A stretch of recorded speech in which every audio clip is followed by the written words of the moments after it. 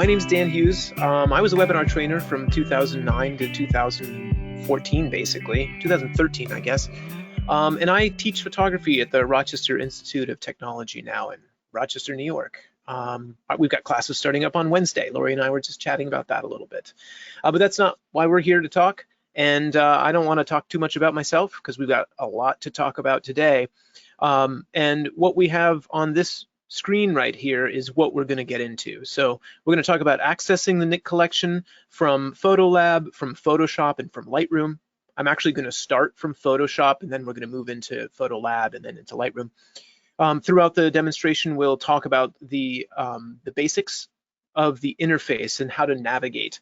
7 of the 8 are pretty similar, and then there's one outlier, the newest piece of software, Perspective Effects, which is the interface looks different, and we'll talk about it.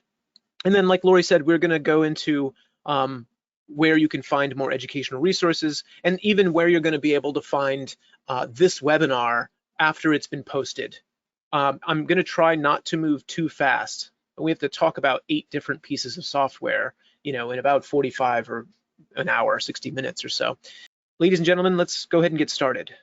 My first photo here that I've got up is actually an image that was illuminated by several hundred people. I think it was actually about 800 people, helped us to light up the Kodak Tower here in Rochester. And then there's some other cool stuff going on in the image as well. So there's George Eastman as a young man, a portrait of him that's been like posted or pasted to the parking lot there. And then Mark Osterman from the George Eastman Museum is illuminating his Model T here as well. So there's a lot of cool little hidden gems in the photo.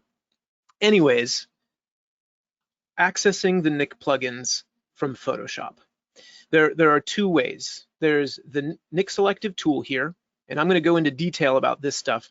And then the other way to access the Nik collection from Photoshop is to jump into the filter drop-down menu in the top portion of your Photoshop interface, and then to go down to the to the Nik collection, where you'll be able to find the Nik collection in alphabetical order.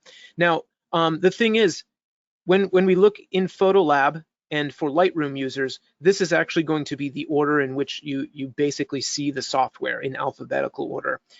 One of the beauties of the Nik selective tool here is that this is the suggested order that you would use the software. So going from define and finishing with the output sharpener. In fact, let's get into this a little bit. I'm going to close the Nik Collection selective tool. So if you've never seen this before, if you're a Photoshop user and you open up the software, you have the Nik Collection installed, but you don't see the Nik Collection selective tool, the way that you would find it is to go up to the File drop-down menu, go to Automate, and then under the Automate section, there's a spot that says Nik Selective Tool 2. And when you click on that, your Nik Selective Tool will pop up. There's actually several different ways to view your Nik selective tool. You can minimize the whole thing by moving up into the corner and minimizing it. It actually goes and minimizes it down into the lower, well, in my case, the lower left corner of my interface. You can open it back up by expanding, and then you can minimize it. So let's say you're not using the Nik collection and you're using something else in Photoshop, but you want to keep this up. You've got all of the individual icons listed out. So you can still click on color effects, or you could click on Viveza 2 if you wanted to. For folks who are a little bit newer to the software, which I'm assuming most folks in this webinar are probably relatively new to the software, if you open the Nik selective tool up by clicking the little boxes here, sorry, I can't expand that any larger with this interface right now, you're able to read the actual pieces of software. So clicking on those little 2 boxes opens it up into Define, Viveza, Perspective, and so on and so forth. We'll talk about a couple more details in the Nik selective tool as we move forward.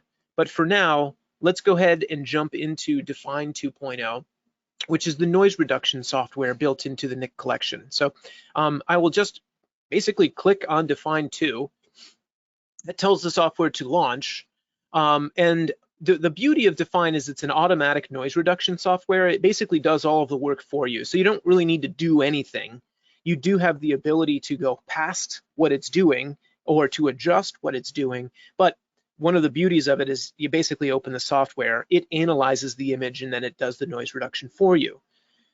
So for the most part, I'm done. I would just be able to click the OK button in the lower right corner of the interface and apply the filter. But that wouldn't help you to learn the interface much, so we're not going to do that right now. But in use case, that's all you'd really have to do most of the time. Now, several of the pieces of software in the suite are going to look almost identical. They will have slightly different views and slightly different things that will show up on the left side, and they will be pertaining specifically to that software that you're launching. But if you follow me into the lower left corner, there's a help button, which if you click on that, it's going to open up a web browser, and it's going to bring you right to the Nik Collection by DxO website, help website. The settings button in the lower left corner here, which you'll note when we launch, let's say, Silver Effects Pro or one of the other tools, these buttons are going to look the same, and you'll be able to access the specific settings of the particular piece of software that you're dealing with. In this case, we're in Define, so you're going to see the settings for Define. I'm going to go ahead and cancel that. I don't need to make any changes, and I don't want to go in depth into any of this stuff because we've got so much to talk about, and we're already 8 minutes in. So if you follow me into the upper left corner of the interface, right now we're in the single image preview. And if we wanted to see a before and an after, which we're not going to see much difference because this image doesn't have much noise in it. In fact, let's zoom in. I don't think we're going to see any difference. So I've double clicked on an area in the picture, and it zooms into its 100%. If I move into the lower right corner of the interface, I can actually use my navigator to move around the image. I'm going to go back up to the upper left corner, and if we wanted to see a before and an after, so in this case the non-noise reduced image and then the noise reduced image, you'd click on this preview checkbox here within Define, and when I click it off, now we're seeing the before, and if I turn it back on, you're seeing the after. Again, there's not going to be much change because this image doesn't need any noise reduction in my mind, or much, if at all. So, but I do want to show you a cool trick, and that's why I've opened this picture up. So, moving back into the upper left corner, I've clicked on the split preview. So I'll show this again, but basically anything on the left side of this red line right here is the before, and anything on the right side is the after. And I'll show you that again when it's appropriate, when we're making some adjustments to the image. The third and final preview that we have in the upper left corner is a side-by-side preview. As I click on that, you're going to see on the left side is the original image, and on the right side is the enhanced image. In this case, again, the noise-reduced version of the whatever application of the software that you're using is. One last thing with the split preview here, or sorry, side-by-side preview. Right now, we are viewing this image side by side, but if we wanted to see it one on top of the other, there's a twirling button right in the middle of the interface. And if you click on that, now what you're going to see is on the top is the original image, and on the bottom is the enhanced or the noise reduced photo. I'm going to go back to our single image view. Moving across the interface, Define in Sharpener Pro. There's a lot of information, by the way, that I'm going to throw at you, and I don't expect everybody to remember all of this, but just so it's said at least once, and you can rewatch these as you see fit as well. But Define and Sharpener Pro both have a sort of mode interface at the top, where you're able to go in and look at the image based upon different attributes of whatever Define or Sharpener Pro is doing. In this case, in modes, you could actually literally look at the individual color channels, the luminance, chrominance, and then the noise reduction masks, which is where you're applying the noise and where you're not. Right now, if we click on any of these, I don't think we're going to see a dramatic difference, at least with the masks. Let's see, let's click on the blue mode. So this is just showing you the blue color channel, and there isn't much noise, so it doesn't really give you too much information. Moving across the top toolbar, you have your navigation buttons. I'm going to actually go ahead and double click again. That's going to zoom us back out to our sort of full screen view, so you can see the entire image. The pointer button in the upper right corner, actually you'd only use this when you're zoomed in, so I've already zoomed out, but it's basically how you can move around the photograph. Your zoom button here, so there's it looks like a little lollipop or a magnifying glass, is really what it's supposed to be representing. By default, there's only one magnifying glass within Define. When we jump into some of the other pieces of software, there's actually a plus and a minus, because the interface is a little bit different, a plus and a minus magnifying glass. Here's what you can do though. By default, it's going to be a plus, right? So if I click on it, it's going to zoom us in this case to 100%. If I press and hold the Option key on a Mac, or Alt if I'm on a PC, it's going to switch from the plus, so we'd be zooming in, to a minus. So hold Option, it switches so that you can zoom back out, and now you just click one time and you're going to be zooming back out to your full screen view in this case. Moving back into the upper right corner, you've got your hand tool. So when you're zoomed in, you're able to pan around the image.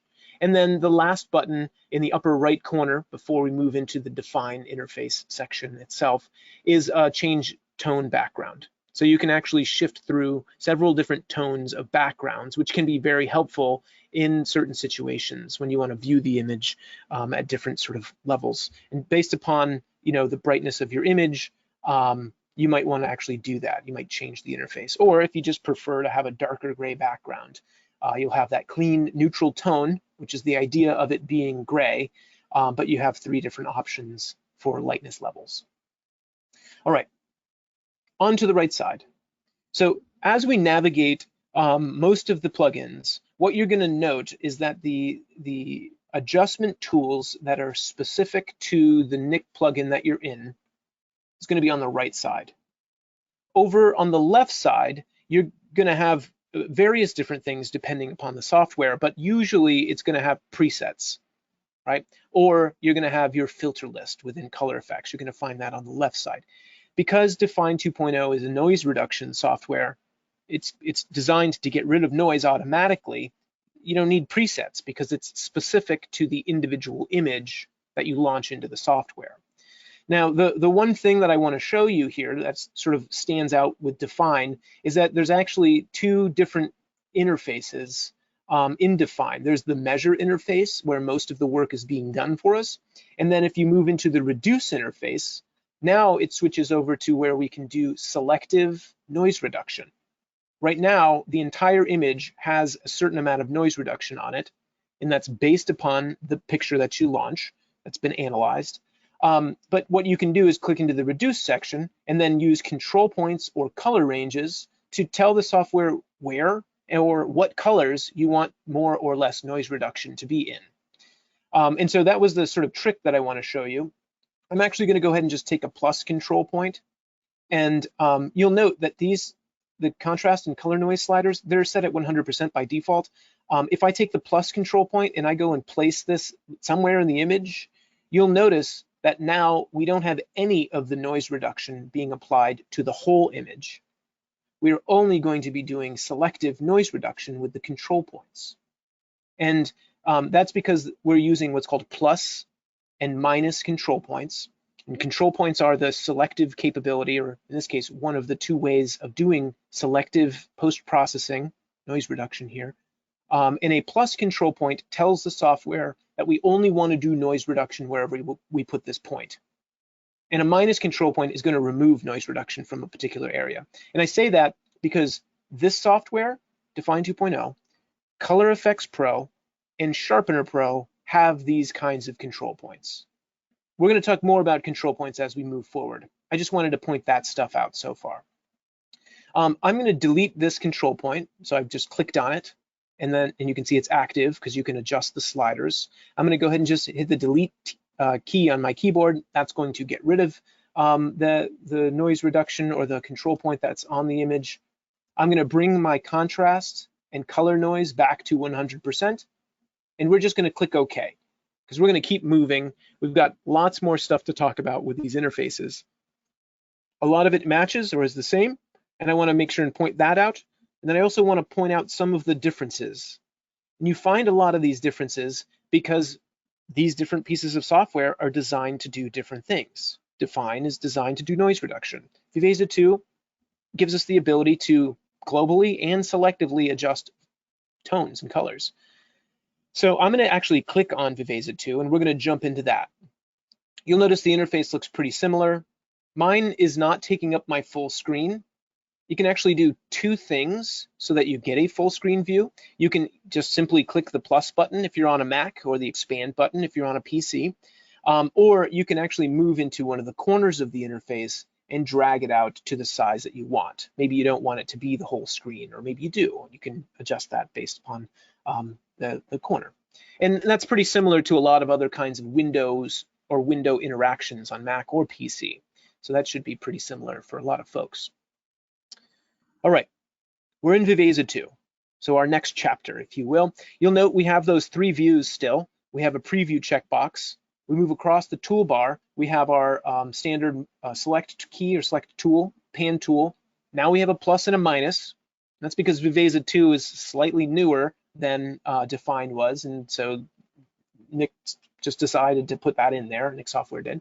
And another nice option within Viveza, you'll actually see this button within color effects and silver effects as well, a couple of other tools, is if you click on this far right button, it's going to hide the adjustment panel.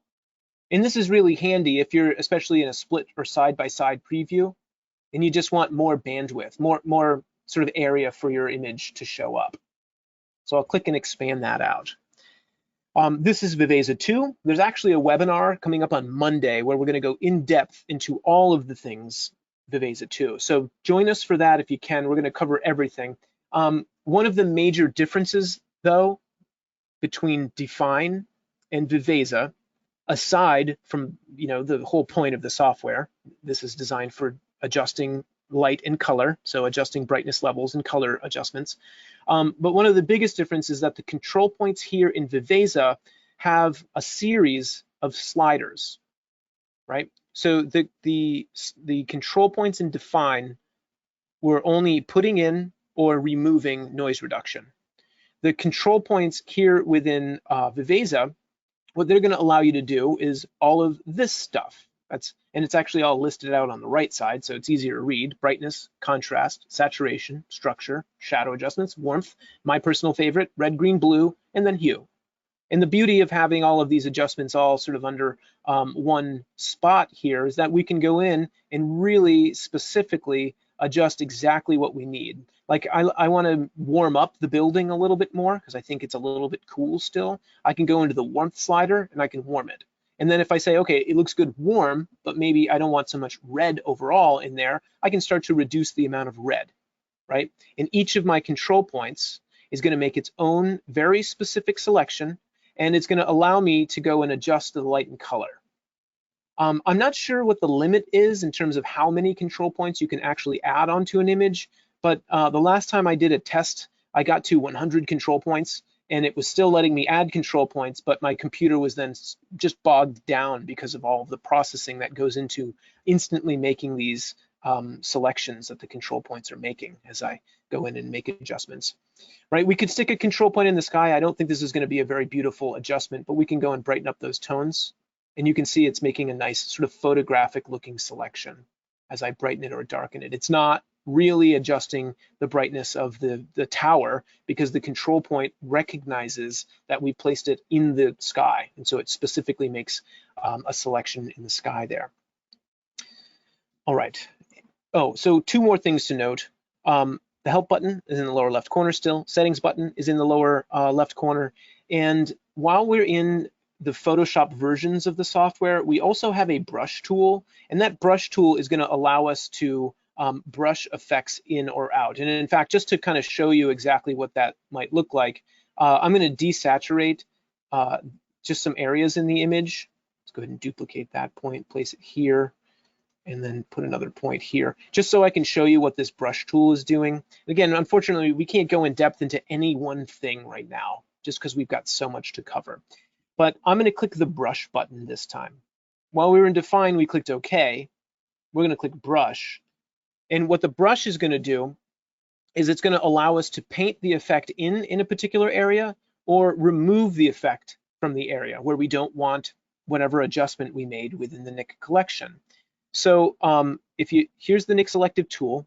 the interface has actually changed now because it recognizes that we want to use the brush tool. And what we're going to do is either brush the effect in, erase the effect, we can fill the entire adjustment, or we can clear the whole adjustment. So watch what happens. If we click fill, it's going to fill in the entire layer mask, and therefore anything that we've done to the image is going to show up.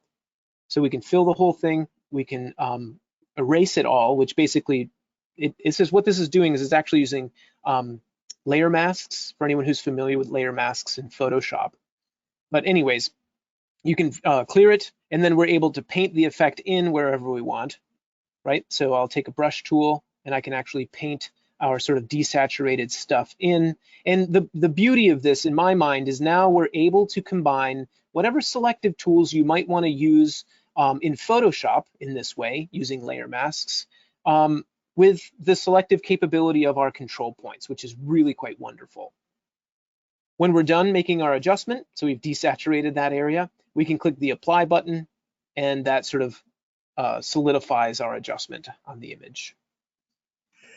All right, so the last thing that I wanted to do on this image is actually go into perspective. By the way, just as a disclaimer, I don't think I would actually make those desaturation adjustments on this image. I don't think that it's effective aesthetically, but I just wanted to show you something, so I thought that that would be a good way of doing it.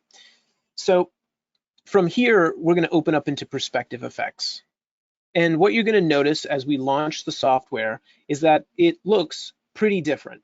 And that's because this software is the first one that was developed by DxO. So DxO has been developing the Nik Collection for the past few years and updating it and giving us new capabilities within the current or within the pieces of software and updating things as they go. But this is the newest piece of software. So what you'll note is that the interface looks very different.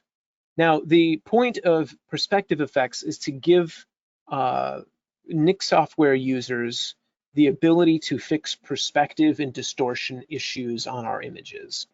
And the interface looks similar to some of the other DxO pieces of software. It's kind of like a hybrid thing that's been built into the Nik Collection, and it's really quite wonderful because it's this nice updated UI. And once you get comfortable with it, I think you'll find it to be quite sort of ergonomic or easy to use. Some of these top toolbar buttons do the same stuff. So in the upper left corner, we can click on a split preview or side-by-side preview, sorry. And this is going to show you the before and the after. We haven't made any changes, so you're not going to see anything. In fact, instead of covering these buttons in the upper left corner, let's go ahead and click the auto button here. And this is going to automatically fix any distortion. There shouldn't be much distortion on this image. And actually, before it does that, it's going to want me to download a module. So I've clicked the auto button, and these modules are specific distortion or profile modules that DxO has developed that's specific to the camera body and the particular lens that it was shot with. So what this is asking me to do is download this so that it can automatically fix these issues with the image. And what you'll find is that these are just a few kilobytes. They're very, very small files. They're profiles that get housed on your computer that Perspective Effects and the DxO software can access. So I'm going to click download.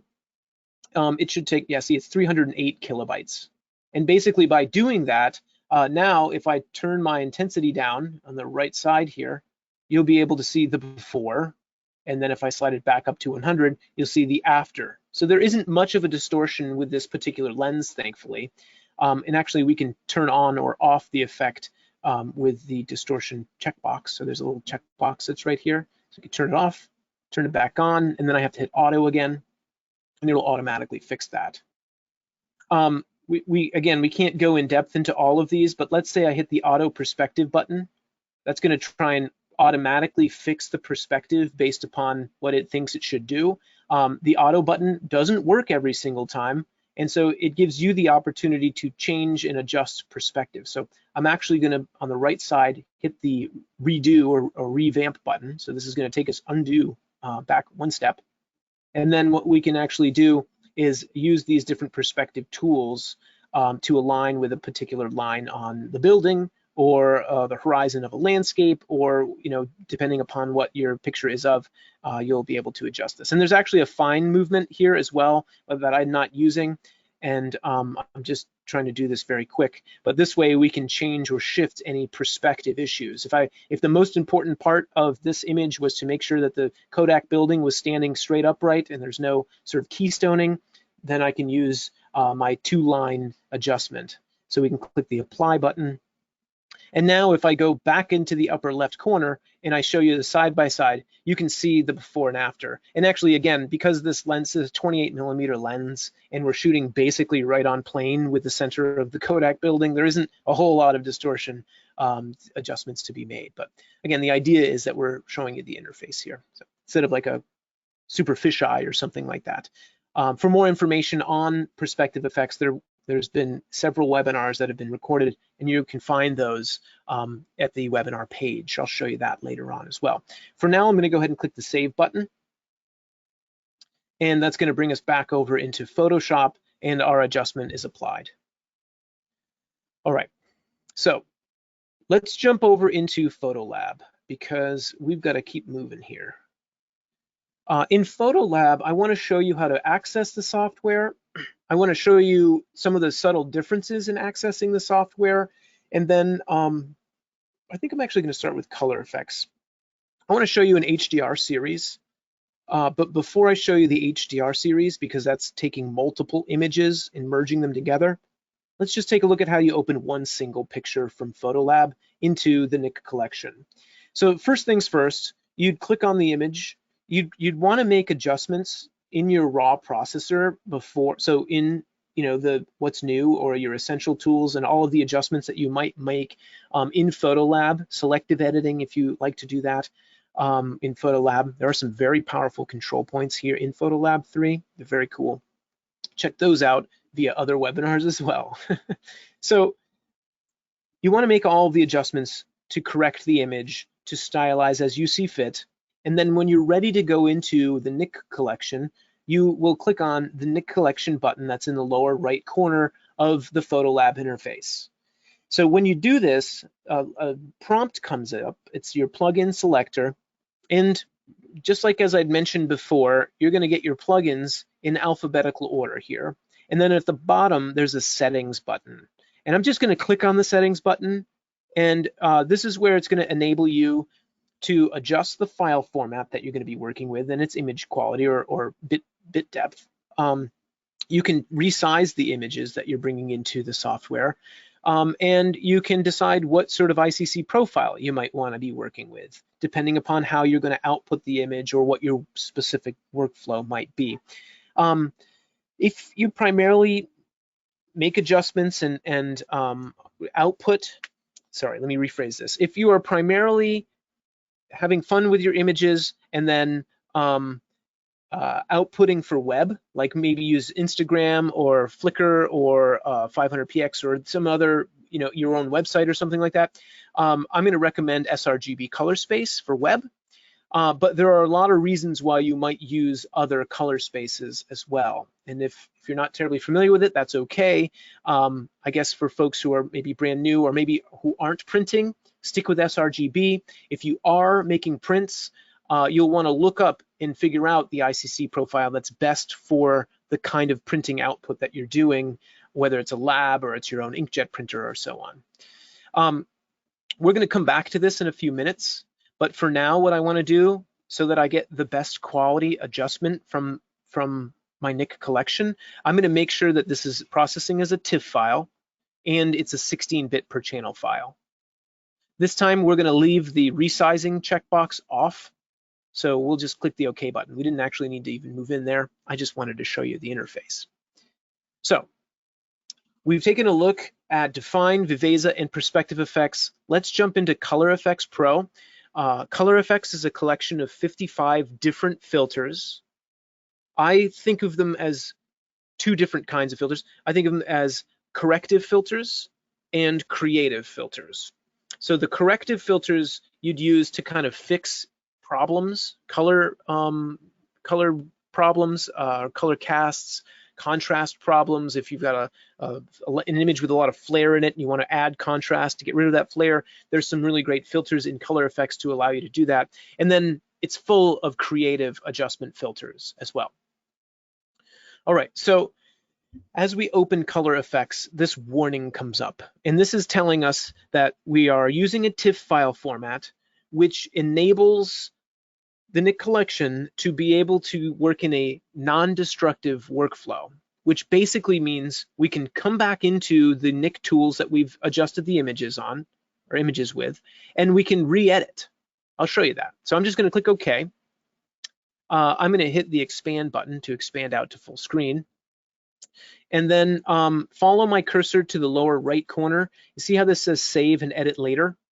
It makes a sidecar file, which basically means there's a separate file that aligns with our TIFF file.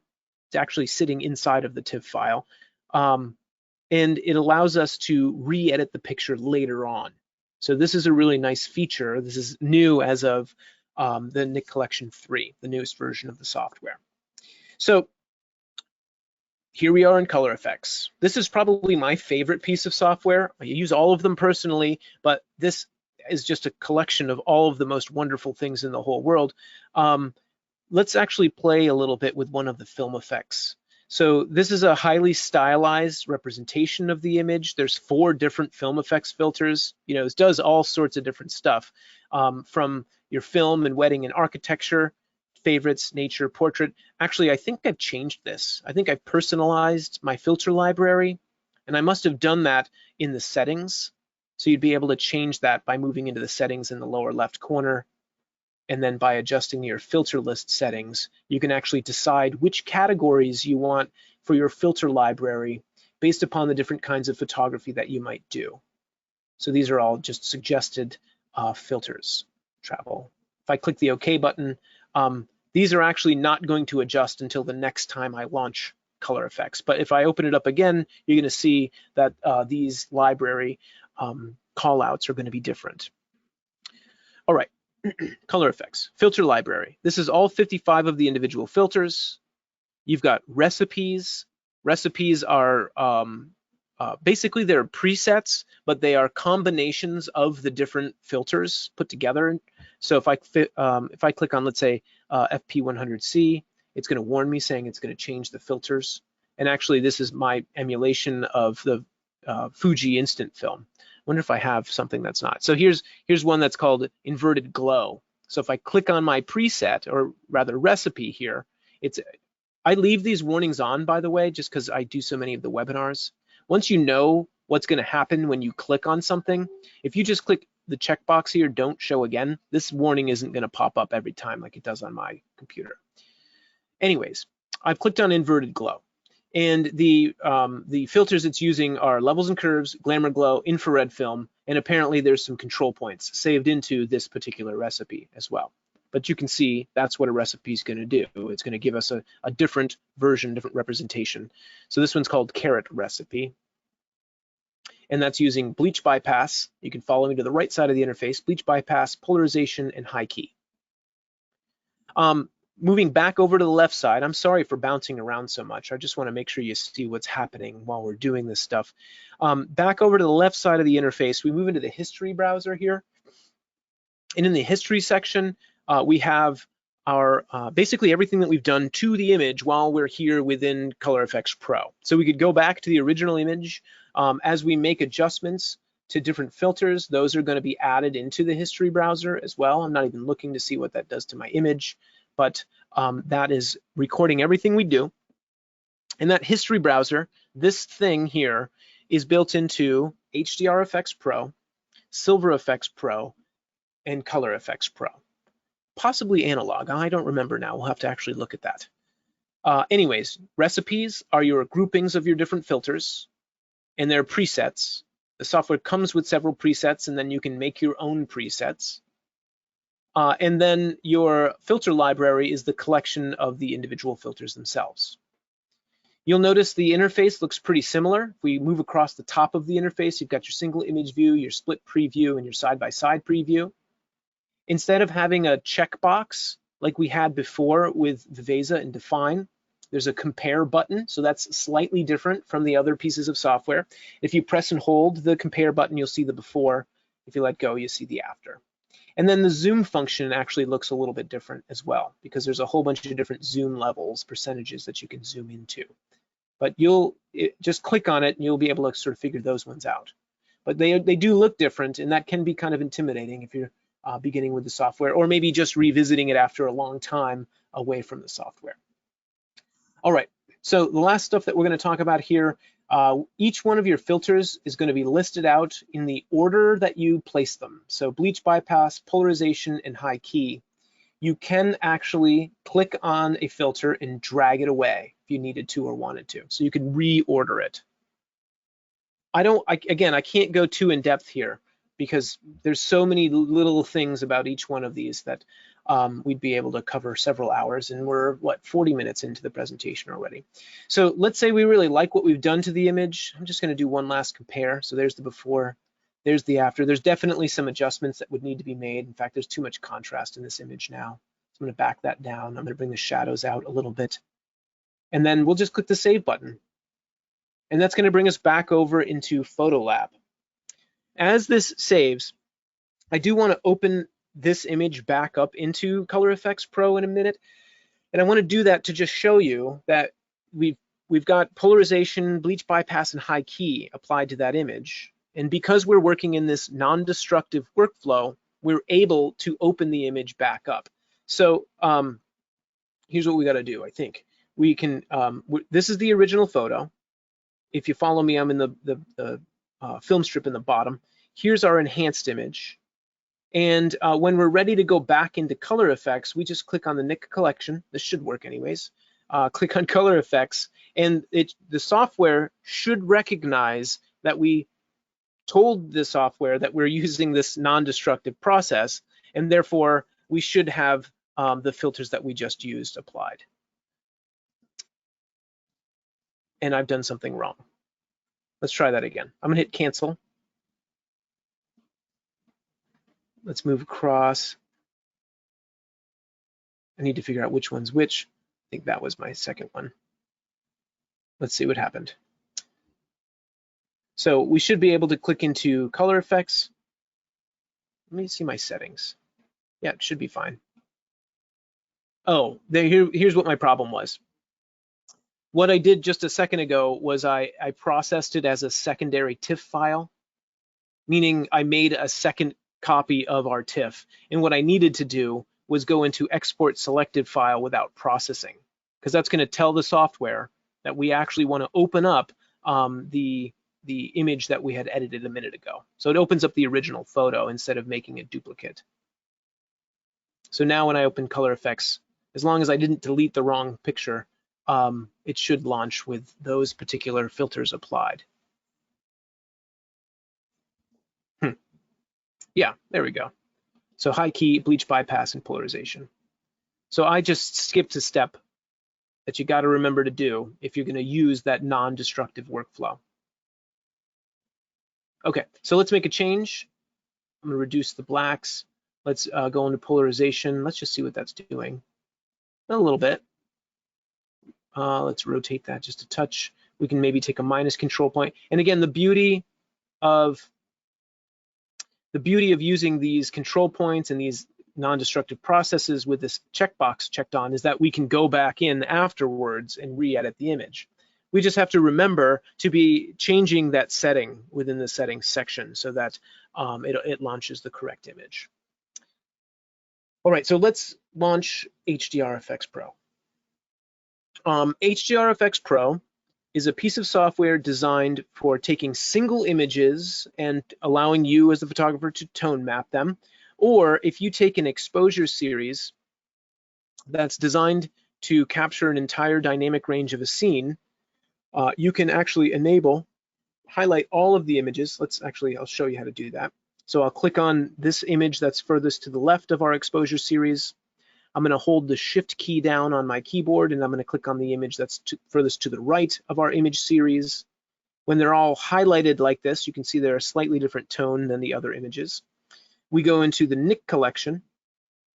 This time I need to click on settings again, so it doesn't hurt to get to know these settings if you're a PhotoLab user. I do not want it to process these originals because I need them to be TIFF files, 16-bit ideally. And I'm actually going to resize these images so that they're not going to take so long to open, because these photos were shot with a Z7, Nikon Z7, and they're 45 megapixels. So it would take a little while for the processing to occur. I'm going to speed it up for our webinar. So I've resized for our length to be 3000, our long side to be 3000 pixels. It's actually a relatively small image.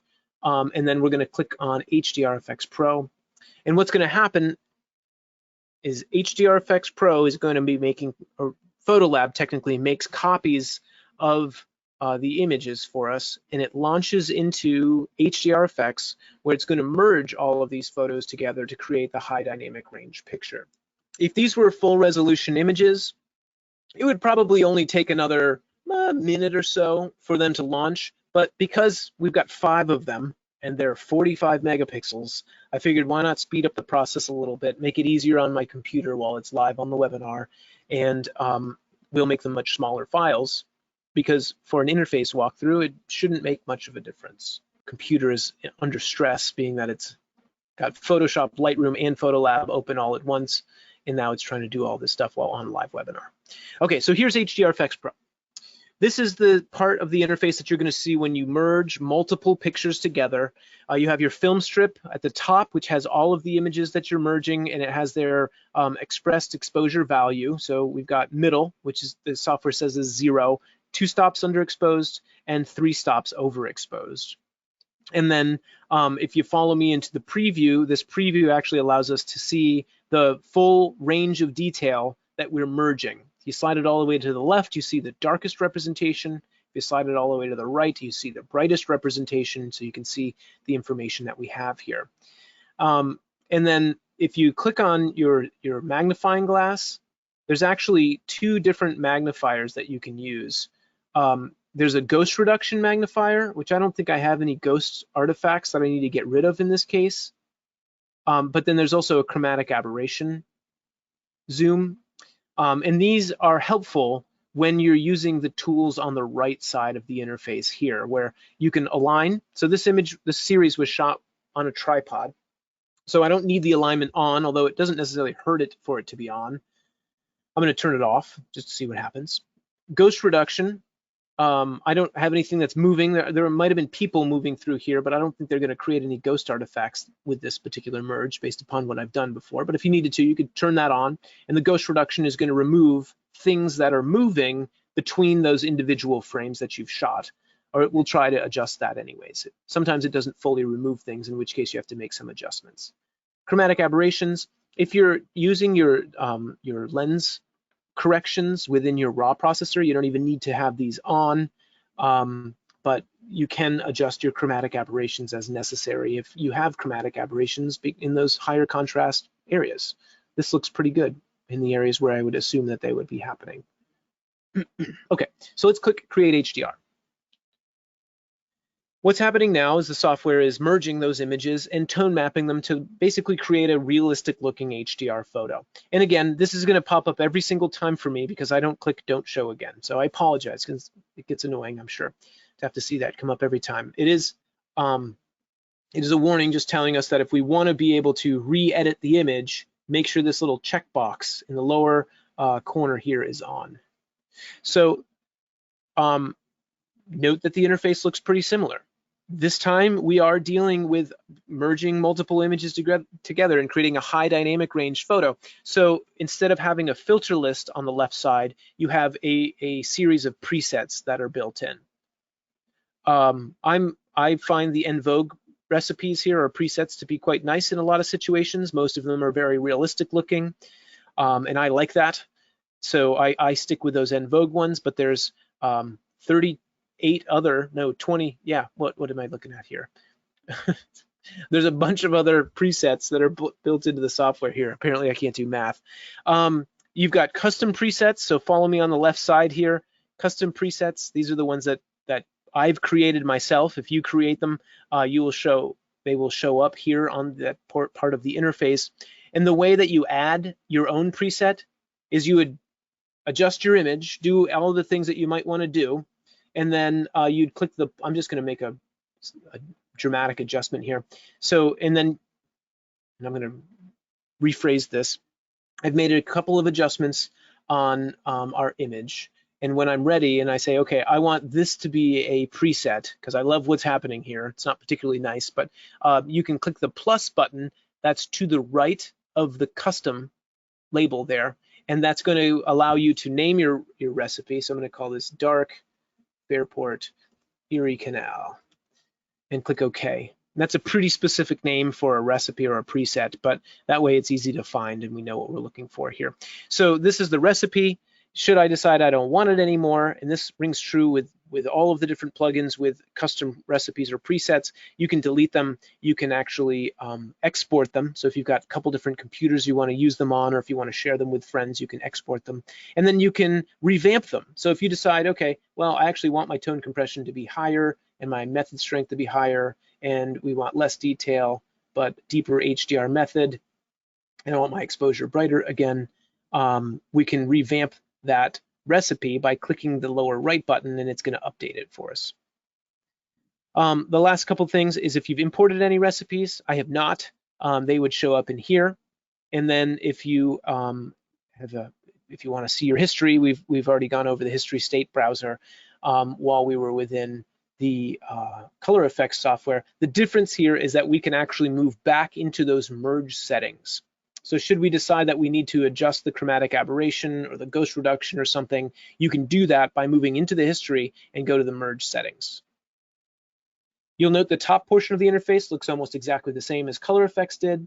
And then the tools palette on the right, you've got your the stuff that's specific to HDR Effects Pro. All right, I'm going to save that as a TIFF file. It's going to generate a whole separate file for us, and that will show up in our PhotoLab software. Whew, we got a couple more pieces of software to look at.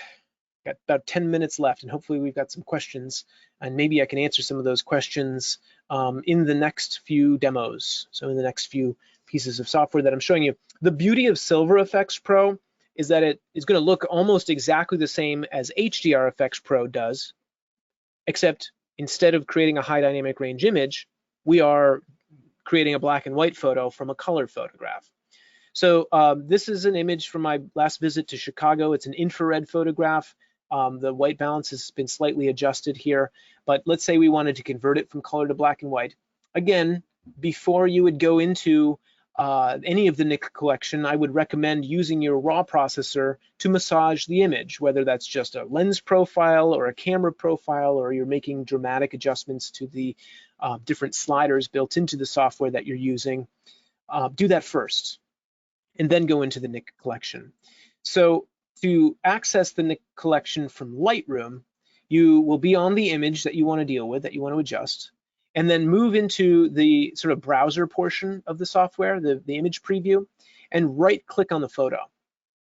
Once you've right-clicked on the photo, you can go to Edit In, and any of the plugins you've got installed into your Lightroom system is going to show up here in your Lightroom interface. So we're just going to click on Silver Effects Pro. This next prompt opens up, is the ability to edit a copy or edit originals. Because this is a RAW file, it's going to make us edit a copy, and so we're just going to click Edit. And what's going to happen is the original RAW file is going to be left untouched, and then we're going to get a duplicated version, just like we did within PhotoLab. It's actually very similar. The software looks and works almost exactly the same, whether you're launching from Photoshop, Lightroom, PhotoLab, anything. The slight little differences are going to be the non-destructive processes that you have, and we're seeing this prompt for again. And then in Photoshop, you have your brush capability. So here in Silver Effects, we have all of the greatest tools that you'd ever need for creating a really dynamic black and white image, right? This software also has the En Vogue presets. I actually just like them, I think, because I made the En Vogue recipes and presets. So I had the opportunity to do that for Nik software, and I'm super proud of them. So I show them off as often as I can. But let's say we like this highlight fade. I'm just going to move into, so basically we're starting with a preset in terms of workflow, And then we're moving in and we're making our adjustments as we see fit based upon the specific image that we're working with. I'm going to increase the soft contrast, darken down the blacks a little bit, and then I'm just going to place a control point in the trees here, just to add a little contrast, and maybe even move into the blacks adjustment. The amplify blacks, darken those down just a touch. Oops, went the wrong way. So control points, please come back to the VESA webinar on Monday. We're going to explain all about control points if you can make it to that, and that will be recorded, of course, as well. So if you can't make it, you can watch afterwards. But we'll talk all about how control points work, because in my mind, they are the most important aspect of the Nik collection. These pieces of software do really amazing things other than control points, but in my mind, the most important aspect of the of the software is the control point capability. Long story short, let's just take a look at our split preview or side-by-side preview. I keep mixing them up. Here's the original infrared image converted to black and white, and then here's where we've landed with just a couple clicks, clicking on one of the En Vogue presets and then adjusting the tools palette on the right. One more thing before I click the save button. In the lower right corner of all of the software, you're going to have a loop feature. All of the pieces of software aside from perspective effects. You're going to have a loop feature, which actually follows your mouse around. So you can see in the lower right, as I move my mouse, it's going to follow my cursor while I'm on the image anyways. It's kind of locked it down there. So it'll follow me around. And then you also have a histogram. And so if you scroll over the loop histogram window and you click on histogram, you will have your live histogram showing up. And in Silver Effects specifically, you will also have what's called a zone mapping system. And this zone mapping system breaks the tones down into 11 different zones. Zone 0 is black with no detail. Zone 10 would be white with no detail. And then let's see if we can find a zone where the sky is. So this is zone 6. If I click on the zone, you can see these little lines showing up, these little sort of zebra lines. That's telling us that all of these tones are currently in zone 6. It's just a really nice way to kind of be able to tell how bright or how dark the different parts of your image are. And again, as a calibration, zone 0 would be black without any detail at all, and zone 10 would be white without any detail at all. If you were to look at my histogram, you'd note there's basically nothing in the image that's white or stark black except for the border in the image. All right, so let's click Save. I've got Sharpener Pro and Analog Effects Pro. Let's see if we can do that in 5 minutes. The beauty is we've covered so much stuff, and so much of it is the same, whether you launch from Lightroom or Photoshop, or you're using Color Effects or VESA. The interfaces are very similar. You just have to navigate those subtle little differences that are based upon the individual piece of software and what it's designed to do.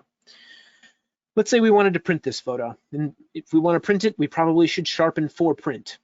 To do that, we use Sharpener Pro's output sharpener. So what we're going to do is launch into that next, and we're just going to use this same picture to do that. So we're going to edit in, we're going to go to Sharpener Pro, we're going to look at output sharpener.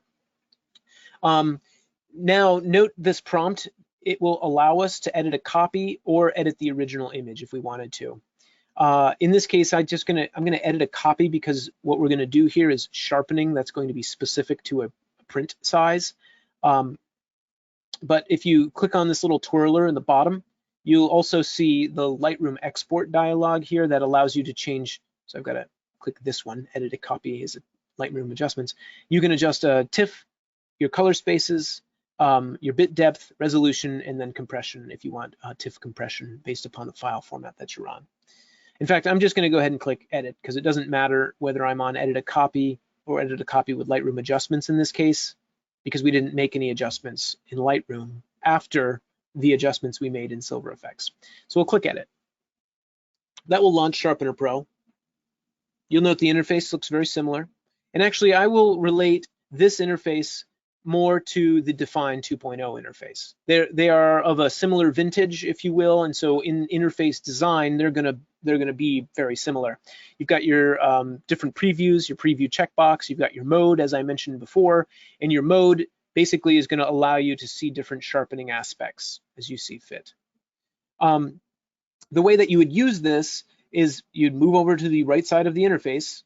I'm going to recommend, if you're always printing the same way, to set up some presets and you can add a preset by making adjustments to your tools palette and then clicking the add preset button. So here you go. Let's say we were going to make this into an inkjet print, and the beauty of Sharpener Pro is it gives you the perfect amount of sharpening based upon the kind of sharpening it needs to do based upon the printer that you're using and print technology that you're using. So let's say I was going to print on an Epson printer using the superfine setting at 2880 on a luster paper, and we're going to make a 20 by 30 inch print. So I've set it to inkjet because that's the kind of output that we're going to do. There are several different kinds of printing outputs or display. If you're going to put the image up on the web and want to sharpen for web, you can do that as well. Inkjet, auto, luster, 2880. I can inform the software that I need to sharpen for a different size image if we wanted to, but we're going to say we're printing a 20 by 30. And now if I click on, let's say, my side-by-side preview, note in this case, we used a preset in Silver Effects that actually applied some film grain. And so you're going to see a dramatic sharpening of that film grain as well. And that's going to be, this is the correct amount of sharpening as I've zoomed into 100% for this particular image printed on a luster paper from my Epson printer. So you're seeing on the left is the original, on the right is the enhanced. There's no like real subject necessarily in the image, so it's probably smart to kind of just look around the photo and make sure it's doing what you want it to do. You can actually see a pretty dramatic difference in the detail here compared to there. But again, you're seeing the grain that I added with Silver Effects exasperated as well, sort of adjusted as well. So that's Sharpener Pro. We're going to click Save. I've got 1 minute, so bear with me. Stick around if you can. And I want to show you analog, and then I've got a couple links that I want to show you as well. In fact, I'm just going to launch analog. We won't even finish the edit. I'm going to bring exposure up here, and then let's just dehaze middle and add a little vibrance. And then what I'm going to do is launch into Analog Effects Pro, show you the interface, because it is actually a little bit different than the rest of the Nik collection again. And that's because this software is designed to emulate different analog maladies. So different almost problems that you would run into with shooting analog processes. And the way to use this, so it actually launched into the recipes or the custom presets. These are some of the custom presets that I've made. If we click on cameras, the first time you launch the software, it's going to launch into this cameras mode, and it will by default be in the classic camera mode. And stick with me for just a second if you've got to head out. The way that you use this software is by moving into this portion, the upper left corner, and choosing the tool combination. So it's a very extensive piece of software once you get to know it. And I think you'll find that with color effects and with silver effects and all of them really. But Analog Effects Pro has a lot of stuff that you can do to the image. And you start with the tool combination. Or you can click on the camera kit down here and you can decide which from your tools you want to use. One of the interesting parts about the software is that it has an instant help. So if you look in the lower left corner here, as I scroll over levels and curves or film type, it actually tells you what that particular filter is going to do. Or if I click on, let's say, the wet plate, and then I use a preset, it's going to inform us in that instant help down in the lower left corner what this preset's going to be doing. As I click on the preset, you have a whole other set of filters that are applying on the image with the goal of emulating, in this case, like a wet plate process, a historical photography process that was analog or is analog, because there's a lot of people that are doing this stuff now still. Okay. I'm going to say that's that for the interface portion of the webinar. I want to show you just 3 more things, ladies and gentlemen, if I can get them to show up on my screen. And of course, it's not going to let me because I have analog open. I'm going to click cancel. We're going to move this window onto the screen, and we're going to go full screen here.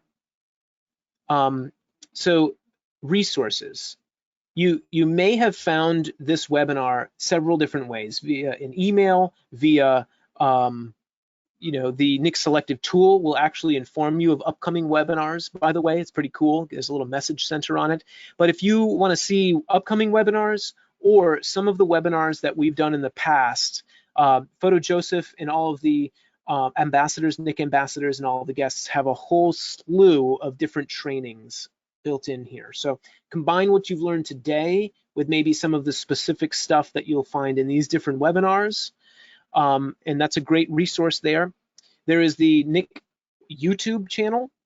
So if you literally just jump on YouTube and you can type in Nik Software, just look for the logo, or use the direct link Nik Software Lessons, and you'll find we've got tons and tons of content here. And then lastly, the last resource that I want to talk to you about, which this can be reached from the software. If you launch the Nik tool and then click on the help button in that lower left corner, this is what's going to launch your Nik Collection by DxO support area. And so you can get to the user guide here and release notes, as well as specific questions and FAQs. And there's a whole lot of really great stuff in here. Like, let's say we wanted to go on an Analog Effects Pro tour, because I didn't get to talk to you that much about Analog Effects Pro. We could click on that, and then my screen isn't, I'm gonna click on View Page, and this is gonna launch the Analog Effects Pro help page, the specific help page. So really handy. So the way that you can get to this support section, if you access it through the Nik software specifically, the way I told you to get help, right? You click the help button, your specific software help site will launch. Or when you're on the Nik software website, if you go to, not Explore, yes, Explore, and then Customer Support. When you click on Customer Support, this support page opens. Thank you, ladies and gentlemen. It's really, I'm honored to be able to do these things.